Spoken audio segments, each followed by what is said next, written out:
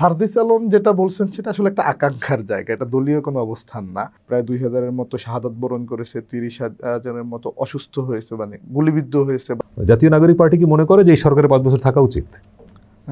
ধন্যবাদ।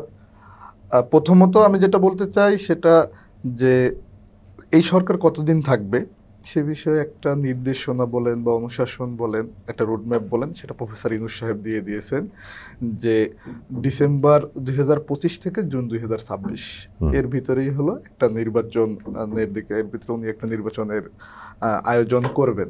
সুতরাং এই সরকারের মেয়াদ কতদিন এটা একেবারেই জনতার কাছে পরিষ্কার, দেশবাসী, রাজনৈতিক যারা দল আছে। এবং উনি শুধু এটা যে শুধু বাংলাদেশিদের জন্যই বলছেন তা না, উনি দেখবেন যে বিভিন্ন সময় যখন বিদেশি কূটনীতিকদের সাথে দেখা করতেছেন বা অন্যান্য দেশের ডেলিগেটসদের সাথে দেখা করতেছেন, দেশি বিদেশি গণমাধ্যমের সাথে সাক্ষাৎকার দিচ্ছেন, উনি এটা স্পষ্ট করে দিয়েছেন যে উনি সর্বোচ্চ জুন 2026 পর্যন্ত এই দেশের দায়িত্বে থাকতে চান, এরপর একটা নির্বাচিত সরকারের হাতে উনি ক্ষমতা হস্তান্তর করবেন।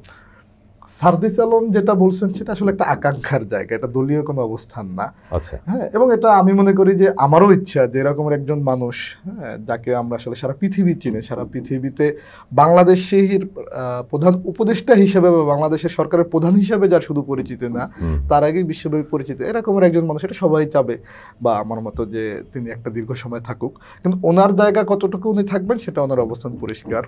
আর দেখেন, স্বরাষ্ট্রমন্ত্রী যে বক্তব্যটা দিয়েছেন এটা নিয়ে কিন্তু একটা, আমি বলবো যে এটা হলো মিডিয়া কু হয়েছে। প্রথমে প্রচার করা হলো যে স্বরাষ্ট্রমন্ত্রী আরো 5 বছর থাকতে চান, এরকমের একটা বিষয়, স্বরাষ্ট্র উপদেষ্টা।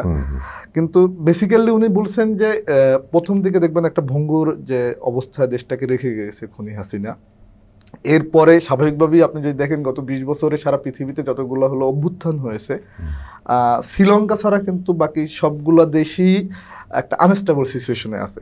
বাংলাদেশে একটা রক্তক্ষয়ী অভ্যুত্থান হয়েছে, প্রায় 2000-এর মতো শাহাদাত বরণ করেছে, 30,000-এর মতো অসুস্থ হয়েছে, মানে গুলিবিদ্ধ হয়েছে বা আহত হয়েছে। এমন একটা জায়গা থেকে যে ডিজাস্টারের জায়গা থাকার কথা ছিল, অবশ্যই আমি বলবো যে প্রথম 6-7 মাস সরকার খুব খারাপ সময় গেছে।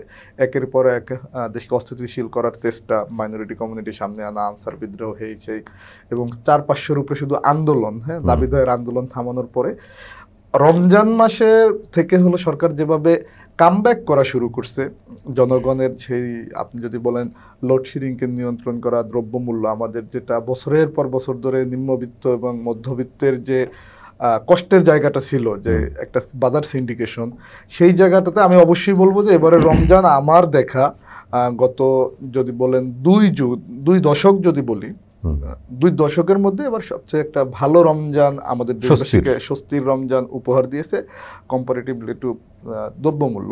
সেই জায়গা থেকে মানুষ অনেকেই বলতেছে সোশ্যাল মিডিয়ায় যে হ্যাঁ, ইউনূস সরকার আরও থাকা উচিত, এটা হলো মানুষের চাওয়া। উনি ওই উদাহরণটা ওই প্রোগ্রামে দিয়েছেন যে আমরা ভালো করতেছি, এটা হলো কিসের প্রকাশ, যে মানুষ এখন এভাবে বলা শুরু করছে এরা আরো 5 বছর থাকুক। কিন্তু এটার দ্বারা কিন্তু এটা মিন করে না যে ওনারা থাকতে চাচ্ছেন। আর সার্জিস আলমও যেটা বলছেন এটা ওনার, প্রথমত এটা ওনার দলীয় অবস্থান না, উনি হলেন একটা অঞ্চলের দায়িত্ব, অর্থাৎ উনি মুখ্য সংগঠক উত্তর অঞ্চলের দায়িত্বে। সেই উত্তর অঞ্চলের দায়িত্বে মানুষের সাথে মিশছে, ওনার জায়গা থেকে ওইগুলারই হলো একটা বলা যেতে পারে তার আকাঙ্ক্ষা। এখন আমিও তো চাই যে হ্যাঁ, এরকম প্রফেসর ইউনূস না হোক, প্রফেসর ইউনূসের মতো একটা সরকার প্রধান বারবার এদেশে আসুক। আমরা তো অবশ্যই খুনি হাসিনা চাই না। আমরা যে আমার বয়সেও তো আমি বোঝার পর তো অন্তত 25 বছর এদেশে দুঃশাসন দেখেছি সরকার প্রধানদের, তাই না?